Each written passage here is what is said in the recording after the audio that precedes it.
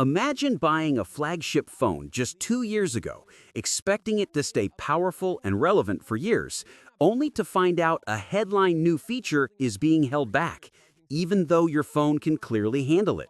That's exactly what's happening right now with Samsung's Galaxy S23 and the highly anticipated One UI 8 update. When Samsung first launched the One UI 8 beta program, S23 owners jumped in, eager to try the Android 16-based update. But something was missing: the Galaxy AI-powered Now Brief feature. At first, many thought it was just an oversight. Maybe Samsung would add it in the next beta. But Beta 2 rolled out, and still no sign of Now Brief. And here's the kicker: the feature is already available on the newer Galaxy S25 and even shows up in the beta for the Galaxy S24. For the S23, nothing. This matters because Now Brief isn't just a small cosmetic tweak. It's one of the biggest highlights of One UI 8. Think of it as Samsung's AI-driven version of Google's At a Glance, but on steroids. It pulls in useful and personalized information like your flight times, reminders, weather updates, calendar events, even playlists, and places them right where you need them, at a glance. It's designed to make your phone feel smarter, more proactive, and more personal. And here's the frustrating part: the Galaxy S23 isn't incapable of running it. In fact, people have already managed to sideload the APK and get Now Brief working on the device. That means the hardware is more than capable. So why is Samsung withholding it?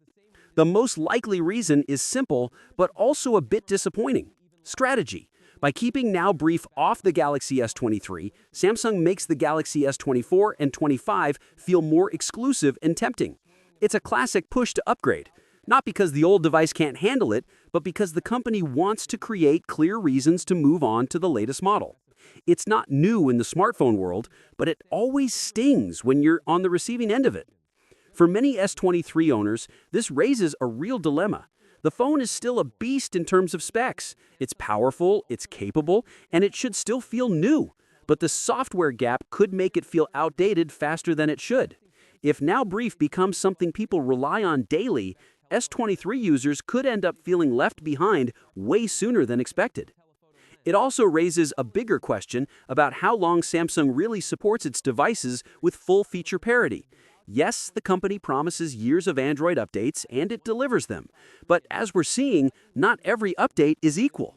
You might get Android 16 on your S23, but you might not get all the cool stuff that makes the update exciting. That's a subtle but important distinction. From a user perspective, this is where frustration builds. It's one thing if a feature truly needs newer hardware, like more advanced AI processing or specialized chips. But when the phone clearly can run it and Samsung still says no, it feels less like progress and more like forced obsolescence. Now, to be fair, there's still a tiny bit of hope. One UI 8 isn't fully released yet, and sometimes features do sneak in late. But the fact that Now Brief was missing not just from Beta 1, but also from Beta 2 makes it very unlikely we'll see it on the S23 at launch. If Samsung does change course, it'll probably only be because of backlash from users making enough noise. So, where does this leave S23 owners? If you were really looking forward to Now Brief, it's a tough pill to swallow.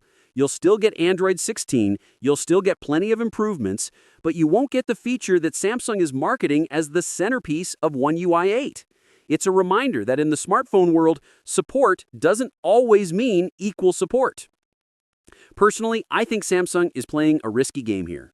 S23 users are still premium customers, and making them feel excluded just 2 years in could hurt long-term loyalty. People don't forget when they're left out. And in a competitive market, that matters. If Samsung wants to prove it values its ecosystem and its buyers, it should reconsider and make Now Brief available on the S23. Otherwise, the message is clear: if you want the best features, you'll need to upgrade more often than you might like. And that's the real story here. The Galaxy S23 can run Now Brief, but Samsung doesn't want it to. Not because it can't, but because it suits the business strategy better. Whether you see that as smart marketing or frustrating gatekeeping depends on where you stand.